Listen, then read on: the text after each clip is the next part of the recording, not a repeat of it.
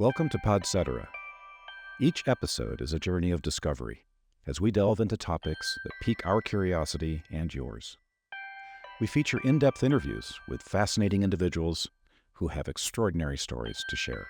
I'm Renee Lego. And I'm Joelle Ludovich. And this is Podcetera.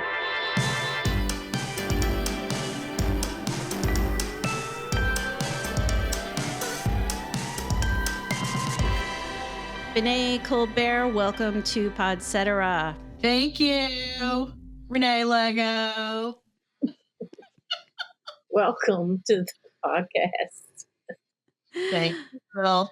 It's been a while since we've gotten together. I'm excited to see you and have a little chat. We need to do this more often, not necessarily with the camera and recording, but somewhere with a glass of wine or something. I know. You will invite me around your fire pit. The first question I have for you is, how would you describe yourself to someone who has never met you beyond your career and accomplishments? Jesus. I thought I was done with interviews. Like interview for a job. I didn't want to come out of the box with, so tell me about your childhood.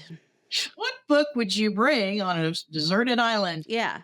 I would say that I'm outgoing, I'm a homebody, I'm kind of a redneck, but at the same time, I will fight for everyone's rights kind of a person. I tend to find the humor in everything because that's about the only thing that keeps me sane. My mind goes 1,000 miles a minute. I'm on the spectrum, but, back in the day, they didn't do that. I'm just down for anything. My superhero name is Eclectica. I am a mom, a wife, and a mom of a human child and several furry children. And I'm just here living the dream, living my life and learning every day. I'm kind of open to that whole world of anything that comes up that I want to dig into it and I want to understand it and research it and that kind of things. I'm a Southern woman, born and bred. Said with her head moving back and forth. I come from a long line of fine Southern women with the proclivity to share their opinions. And I'm not a Texan, but I've lived in Austin over 15 years now. And Joelle, she's not a Texan, but there's a saying that's, I don't know if you've ever heard it, Joelle. I wasn't born in Texas, but I got here as fast as I could, which is something a lot of transplants who love Texas say. Yeah. What do you think makes a person a Texan? For me, it goes way back. It's not this current environment of right-wing conservative, kind of Christian Southern. It's just being a good person. It's just good people. It's helping your neighbor. It's, raising your family. It's doing hard work. It's getting a job or doing whatever you want to do for a living and doing that. It's deep roots that aren't associated with the bad stuff. The bad stuff that's part of history. We're pioneers. We're eclectic. We range from, one degree to the other with regard to political views or whatever. But at the same time, I can walk out to that cul-de-sac where I live and have a national night out with all my neighbors who we all have completely different opinions and that kind of thing, political, social, whatever. And we all accept each other. Now, that's a microcosm, but I would say that there's a lot of those things in Texas, even in the small town Texas, in Austin, Texas, certainly in the bigger cities, Dallas, Houston, San Antonio, El Paso, whatever. It's the southern version of a melting pot that's spread out over 200,000 square miles or something. I don't know how many miles it is. It's big, So I would just say, that's Texas, and I think a lot of people get it. There's those extremes, one way or another, but I think your average Texan is a good, decent human being. And we were raised by good people. We were raised by the greatest generation. My grandparents were the greatest generation. They went through the Depression. My dad and mom were born just after or a little bit after the Depression and were raised by my grandparents. And those were hardworking people who loved everybody. And it wasn't about religion and politics or whatever. It was just, we're all human beings here. We're all here to roll our sleeves up and to help each other and to love one another. And there's religion inside of that. But at the same time, it's just that's how we're raised. So that's a lot, I know. Well, I was going to ask you about growing up in Texas. You started to talk about it a little bit, but I'm wondering, maybe since you broached politics, what was it like living here when Ann Richards was governor? Oh, well, I was actually in Houston at the time because I was born in Houston. Now I came to school up here, and then I went back to Houston because I couldn't get a job, run out of college, but I got here as quick as I could. A lot of people don't know that Texas wasn't always red. No, this is old school Democrat. Like old school Democrats were farmers, working people, blue collar, and all that kind of thing. And those same people, 90 whatever percent of them are now, on the conservative Republican side. And so Texas is part of a lot of southern states that was really more about democracy and your average, not wealthy person, but hardworking person. So I was in Houston when Ann Richards came around, and I was very politically active during that time of my life in my 20s. And man, when she became governor, holy moly, we were just like, Ann Richards. She was it, like we finally got somebody in there, especially after Clayton Williams, that whole era. We finally got someone in there who was, who really represented everybody, kind of a good old girl, loves everybody. Yeah, she'll go out and shoot a gun. I mean, the famous picture on the Harley, was that Rolling Stone or Time? I can't remember. But she was just a good person. And she knew how to read people. She knew about politics. She knew how to understand how to make her way around, and navigate that world, but still be herself. I would hope to God, but I just don't think that she had a crooked bone in her body. She was very upfront and, honest, and said what was on her mind. And I think that's what people loved about her. Like, how refreshing, someone, a woman who just says what's on her mind, who's there for everyone. We're just trying to make our lives better and love on each other. And that's about it. She was very smart too. I attended one or two of her in-person speeches, and one of them I left crying because I was like, my God, she's going to be president one day, And obviously that didn't happen, and didn't happen for a lot of women who should have been. But she's from that Molly Ivins era, just like that, just good, honest, solid people trying to get their lives done. And everybody admired that, or at least most people. And then power corrupts. So, but no, I was in Houston at the time, and I actually knew somebody who worked for her in her office. And she was like, oh, yeah, that is the baddest AWS woman that you'll ever know. So I wish I'd been able to actually ever shake her hand. And the day we found out that she was diagnosed with cancer and the day that she passed was, you feel like when these people go, these icons for the people, you feel time moving forward in a way that it will never be the same again. It will never be any of that good stuff back like we had back then. And we were fighting the same thing. We were fighting the same kind of politics, same kind of stuff that was really rising up like early 90s. But she was our shining star. We were like, oh, finally, people are starting to see like this is what we need, this kind of a human being a leader, in our state, in our country. So Cecile just passed away.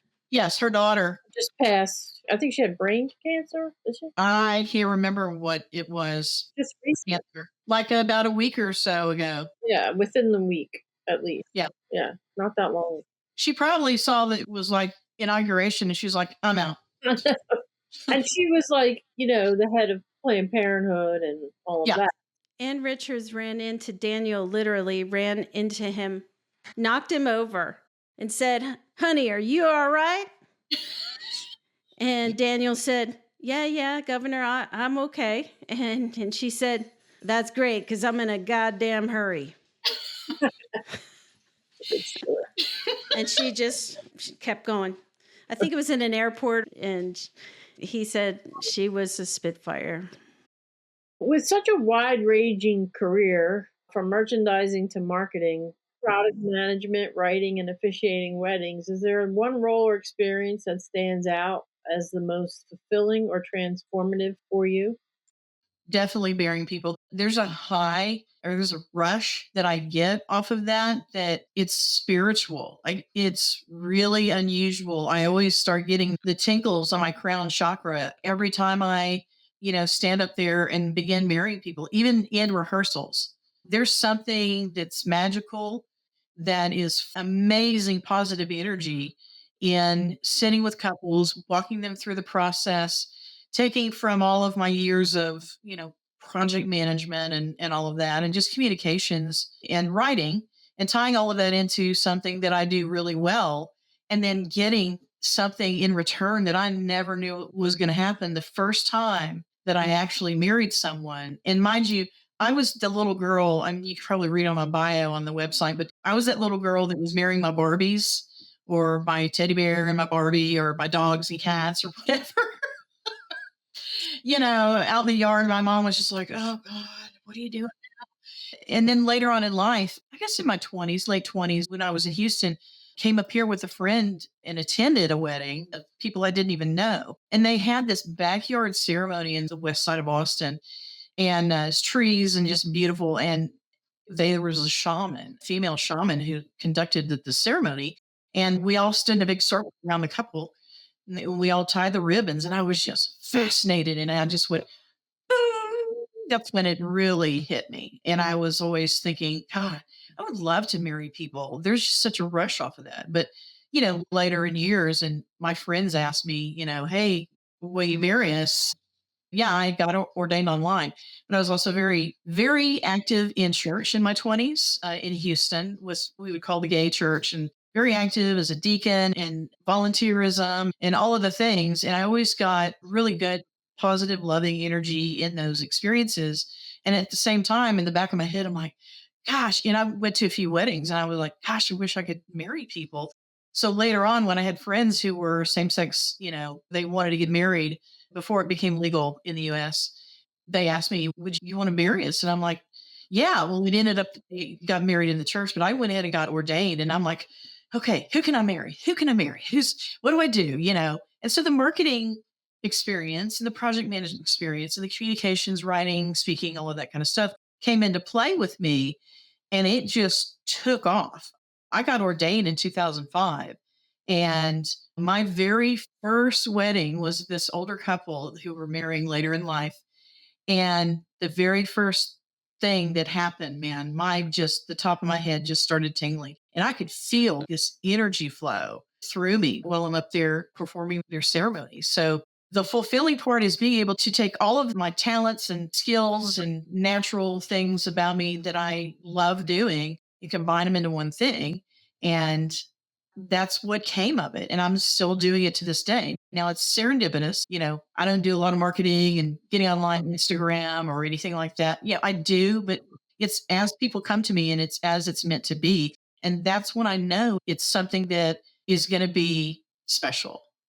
Like when Renee got engaged, I was like, oh, please, oh, please, oh, please, oh, please. Will you guys let me marry you? Will you please? And they were probably like, oh my God, yes, okay, fine. Because I know Renee and Daniel, and yeah, it's just that special bond that you feel with people. And every couple I've ever married, I remember about 99% of them, all of them. And I've married over 250 couples. And I feel like they're my children. They're my babies and all that. So that's the fulfilling part. You said that you've been doing this for about 2 decades now, right? Yeah. So what have been some of the most impactful ceremonies you've officiated over the years? Well, for sure, Renee and Daniel's ceremony. It was serious. It was silly. It was two people that I truly care about.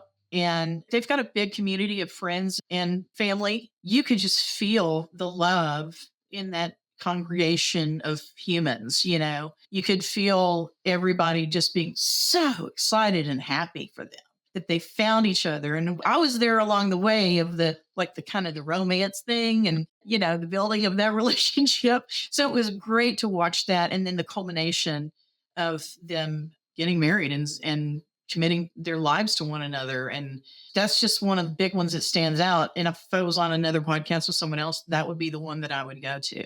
A lot of the ones that are same-sex marriages, especially right after they made it legal. Thank you for that, Supreme Court.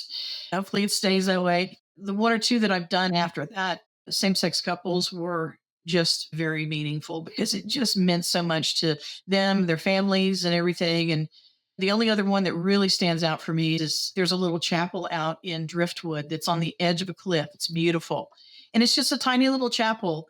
And it was just these two people. And the guy was, I don't know if he was Delta, whatever, or Green Beret, but he was this big guy in the military. And it was just those two and me. And I think the bride's sister was there. I always tell everybody, if you feel like you need a moment, if you're going to start crying or anything like that, first of all, bring a handkerchief for yourselves and just take a moment, right? And when you're ready, we'll get back into it. So this guy was like, "Oh no, I'll be fine. I'll be fine." And she was like, "Oh yeah, we'll be fine. We're just doing this." But they were dressed up. They were nice. They had all the, the garb on. This guy started crying and weeping and just like, it just moved me that something like that you can do with another human being and tell them, "I love you. I want to be with you the rest of my life." And it could affect someone in that kind of a way. It's just amazing to me. I love it when people cry. It's my favorite thing, but those are the ones that kind of stand out to me for sure. I'm seeing more and more folks using an officiant instead of doing a more traditional, I was raised Catholic, so getting married in the church and so forth. So have you, in your experience, seen an uptick in that? For sure. I think that's why there are so many people going to officiants, is because they're not so much involved in churches. Now, this is Austin, Texas, so it's kind of like the liberal capital of Texas. And so there's just a lot of people who are more on the progressive side, liberal side. People still go to church, but it's beautiful here when it's not 112 degrees in the middle of August or something, but it's beautiful here. And people want to go get married out in the landscape by the lake or by rivers or whatever. So there's that. But I think there's a big chunk of people who have either not been raised like traditionally in a dogmatic religion or in a church.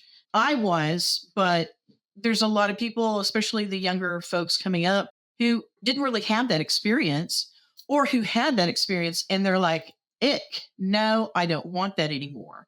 We want to do it our way. And we don't want that dogma, hanging over our wedding. We want it to be something a little bit more carefree and specific and customized to the way we want to express ourselves when we commit ourselves to each other in front of 3 people or 300 people. And so I think there's just a lot of people who have kind of turned more into making it be something that's a celebration that might have some spirituality to it. That's not just like church wedding, then go have cake in the basement and whatever. It's unreal. When I first started doing this, I was one of maybe a dozen, maybe 15 ordained ministers in Austin. And today there's so many people who are ordained ministers now who are conducting weddings in Austin. And it's a wedding town because the demographics, a lot of young people under anywhere from 20 to 40 who are just getting married all the time. There's data that shows how many people are actually getting married now, and they're wanting to do it a different way, especially second marriages. But now there's probably 200 to 300 ordained ministers in the city of Austin or in the Hill Country area. And when I was doing it, I was so busy and I had not intended to be that way at all. But now I'll get a wedding maybe once every couple of months, and that's fine with me. The bottom line there is people are just looking for something different. They want it to be about love and show their commitment. And there's so many different ways they can do that now. What sparked the idea for the Fyre Wimmen podcast? Thank you for the pun. What sparked the idea? That's Renee's great writing there. You're welcome. Yes. It actually started many years ago. I've always had a fire pit in one way, shape, or form. When I first moved back to Austin, I had the little like metal bowl thing that's on a little stand that's made out of iron, and you throw some logs in there and you sit in the backyard and whatever. We've done fire pits my entire life. I feel like that we've always sat by the fire for some reason, or even on the inside fireplace and that kind of thing. So when we bought this house, I was just like, my little tiny fireball was just ridiculous in our big, huge yard. And family would come into town or friends would come over and we'd sit around and have wine or maybe a scotch or something and just shoot the breeze. I'll make it PG. And I always, in the back of my mind, was like, oh my gosh, if we could just record all of this stuff for posterity or record all of this for the grandkids or whatever, and hearing my dad or my mom or, brother or anybody talking and telling old stories and just being, a journalist, it really has always been in the back of my mind. My son is 18, so I would say 8 years ago, it was summertime and I'm like, okay, I'm ready to build a fire pit. My son was starting on the whole screen thing and I'm like, oh no, I got to get this kid outside. I just came up with ideas, kind of sketched it out, and we went to the hardware store and bought all the things to do that. And we dug a hole that's way bigger than I had intended to dig. It's probably 4 feet by 4 feet long by 3 feet deep. So it's huge. I've literally said you could roast a pig in it. And, we lined it with the fireproof bricks and all that kind of thing. And then we just started having fire pit nights and having s'mores, and we had people over and whatever. And over the years, again, the same thing. I'm sitting there going, man, these are great conversations. And it just kind of sparked on me probably about 3 or 4 years ago when I think I had some friends over from work at the job that I was at when Renee and I worked together, and had some friends over, and it was kind of the ladies, the South Austin ladies hanging out, having wine and just shooting the breeze. And I'm like, man, I want to do a podcast so bad. This was 4 or 5 years ago, and just sit here by the fire and talk about stuff because, really good, meaningful topics came up. Yeah, we did a lot of gossiping and, girl talk and all that kind of stuff, but really amazing talks. And we got to know each other really well. Last fall, I'm like, okay, I'm going to do it. I'm just going to, damn it all, I'm going to do it, and started doing it. So I've retired and I'm finally going to do those things that I feel like are the best of me and what I love, instead of working for the man and hitting glass ceilings and, not ever moving up or doing anything meaningful. And so my wife and I were sitting out by the fire. It was right after Christmas. And I'm like, I had my phone and we were listening to some music. And I'm like, hey, you want to do a podcast? And she's like, yeah. And I'm like, well, what do we talk about? And she's like, what do you think we're going to talk about? And then, of course, it began. And we had a really good conversation. And that natural reporter in me started coming out, where I'm asking questions and posing new thoughts and things and getting information from her. And we really got to know each other even better, even though we've known each other 23 years. And so it's just one of those things that happens where it's, again, serendipitous. And I'm like, okay, well, I'm going to just keep going. I'm going to keep trying. Now, in the climate, the current kind of political climate that we have going on today, it's really hard for people to feel like that they can just speak their mind or talk about things and know it's going to get published out on the web. But that's what we're here to do. And we're all storytellers. And everybody has something to say. And there are people that you've known for years, and there's things that you will find out about them in talking with them. And it's just a rich experience. That's what I like to do. You are about to begin retirement. Yeah. We are on the precipice here. I am retired. I quit my job. It's been an interesting week in the United States. Yeah. With all that's going on, the uncertainties around Social Security, back and forth about Medicare and Medicaid. Are you worried about how that might impact your retirement? Of course. Absolutely. Me and, everybody else out there like me, I would think that they're just as worried as I am. I think we've all heard this on the news, read about the experts have said, Social Security Trust Fund will run out somewhere around 2035. Well, that's 10 years from now. So I hit 62 in November, and, I've got an aging mom with dementia, and it's just getting worse. And I want to be able to be around my mom. I want to be able to go hit the road and go drive to Houston and go visit with my mom for a couple of days. My son is 18 and he's about to, graduate from high school this year. And so this is a very transitional year for him. So I want to be able to be there for him. And the corporate world is tiresome and it's stressful. And my health was failing. It's gotten so much better just in the couple of weeks that I've taken that off my plate. that I know when I hit 62 and just starting to think about all of the items on the list that I'm like, I've got to go live my life and go be with my family. And so why not? Let's go ahead and do it. So I started researching and finding everything out and trying to figure out if it's something that I should do. You've got to look at budget. You've got to look at what you've saved so far, how long you think you're going to live. And starting now, I'm probably going to live a little bit longer than if I had waited until full retirement age at 67, which is when you get 100% of what your amount is over the years. So I thought, well, maybe I'll live longer. So let's just do it. And I pulled the trigger and started doing all of that and filled out the form and whatever. And it takes forever, of course, but it was time. It's just time to go take this new phase in life while I'm still healthy and fairly young. But there's so many other things that are going on out in the world that it scares the crap out of me that I pull the trigger, that I'm doing this. But it's going to have to work. It's going to have to just get figured out. But the current administration is pulling so many stunts and shutting the government down daily, like just in the last 9 days, just flipping all the switches off, firing people and inserting new people who we are all wondering, why did you make this decision? Is this person even, do they even know about this particular part of government or whatever?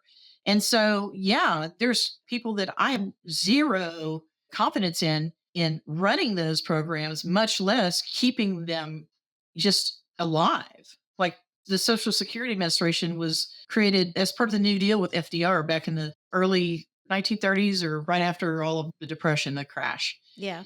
And it was for a time when people needed a leg up, needed help. And so FDR and all of his people came up with this plan. Well, it's been around for that long that people have become used to it. It's part of the fabric of working, doing your career for 40 years or whatever, 50 years, and then retiring and then getting that retirement check and going fishing. It's part of the fabric of who we are as Americans. And I don't know what they would do. Like, how do they stop that? Well, just the last few days, we've had so many things that have been stopped by the current administration. And the impact of that, I mean, there's going to be a major derailment of so many things. The current political climate and the way that our government is so far being run, I'm scared, And here's the thing, you can stop Social Security. I've filled out all the things and I know when I'm going to get my first check. And if they kill it, 5 years from now or 2 years or maybe a month from now, God knows, I know that I can still earn a living, but it's nothing like what I was doing before. And I will have to stop it. And then you get penalized for stopping your Social Security and starting it back up again. But they frown upon it. So if I have to go back and get a job or they just kill Social Security, all that money is gone, just gone. And, it just makes no sense for them to do something like that. I don't know what they're going to do. What about all that money you paid in? Yeah. All that money throughout your life and times all those people, and you just want to stop it. And now that you've reached your retirement age, when you really need it, and all these millions of people need it, then there's a lot of people who really are at risk. Well, for instance, my mom. Yes. Because of her dementia, we've had to help her go live in a nursing home, not assisted living, nursing home. Assisted living is always just self-pay. It's mainly for rich people or if you've got some sort of a policy that helps you pay for it. But for my mom, her Social Security check comes in and then we pay the nursing home. And there's some, Medicare is part of that too. Well, I guess mom's going to come and live with us or with my brother. And that's it. That's it. I mean, that's our one scenario. And my brother and I, and we're going to have to sit down and talk about that. It's a possibility that they could pull the plug on that. And so what do we do with my mom? Well, thank God she has family. Thank God she has kids and grandkids who could, go and get her and all of her little stuff and go put her in our spare bedroom. But not everybody has that privilege. Not everybody has that, that to give.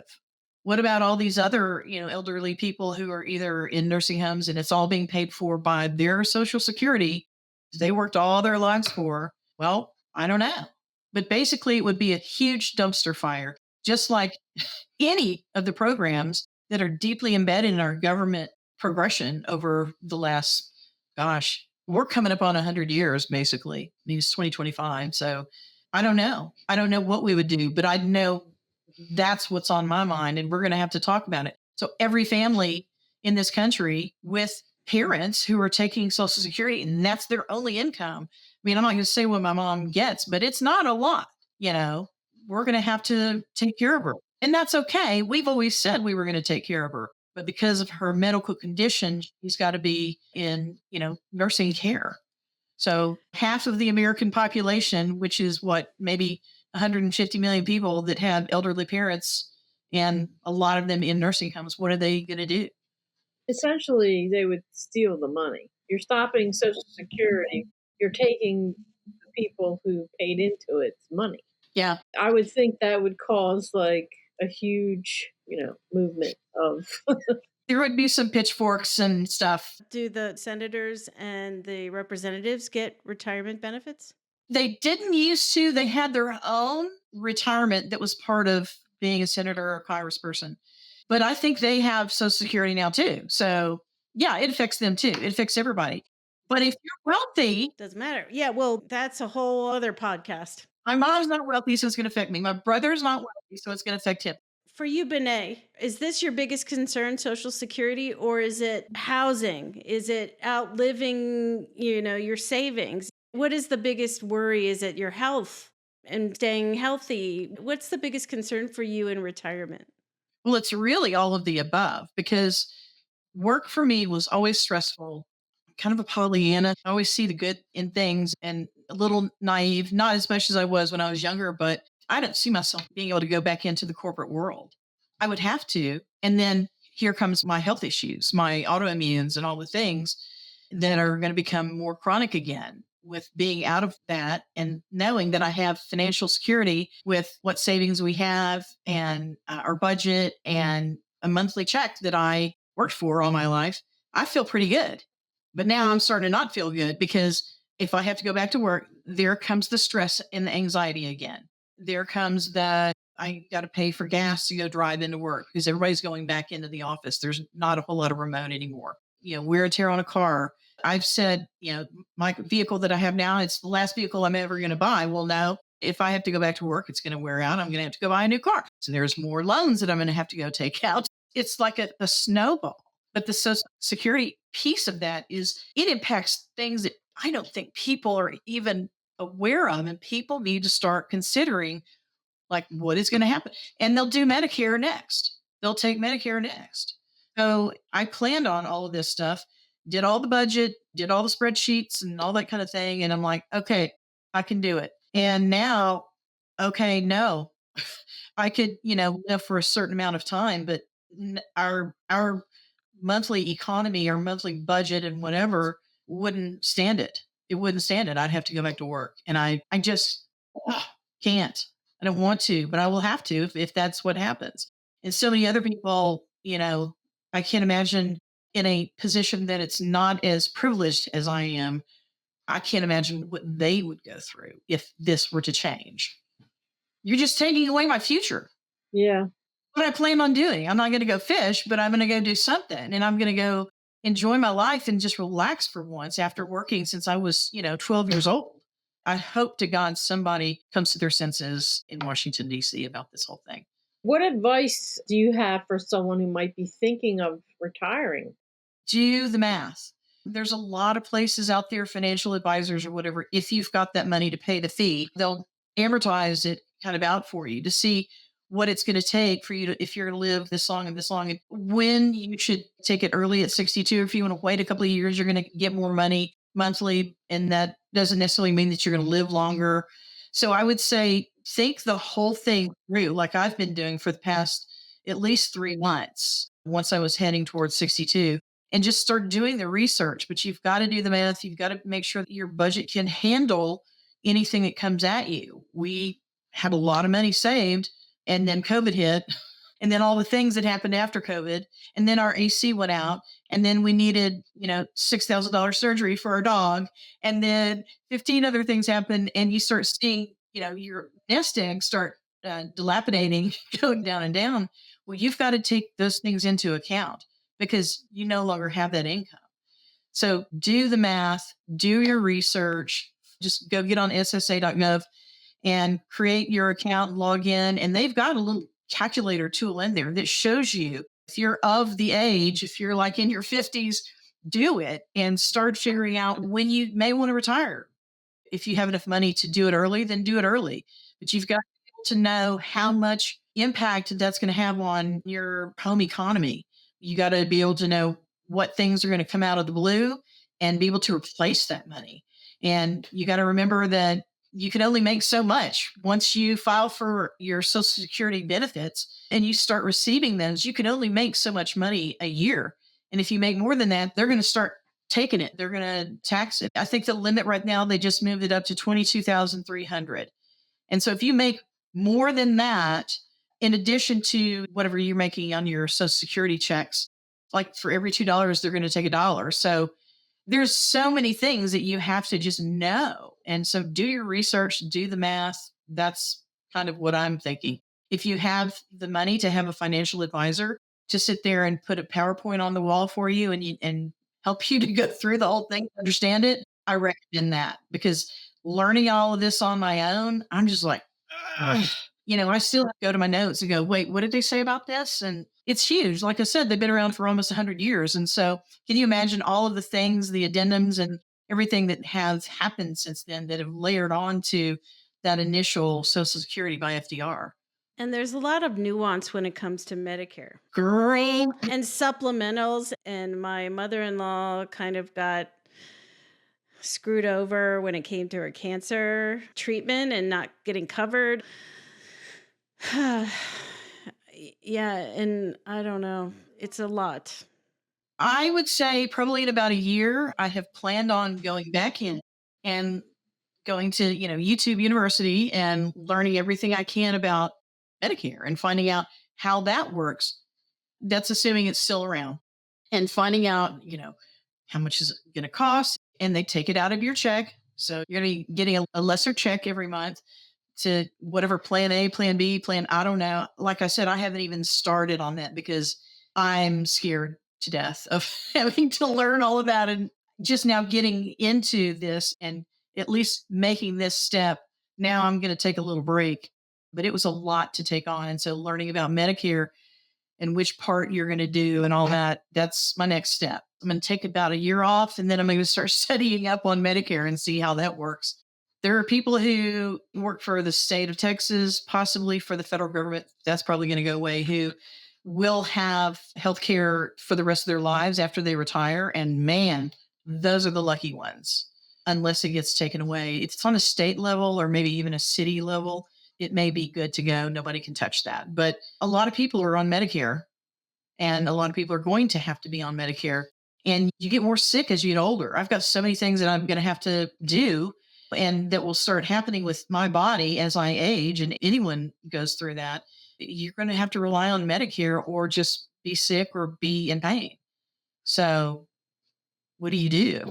Okay, you get one word answer for this. I don't know if I can do that. I'm going to make you. All right, I'm ready. What are you looking forward to most in retirement? Freedom. Freedom.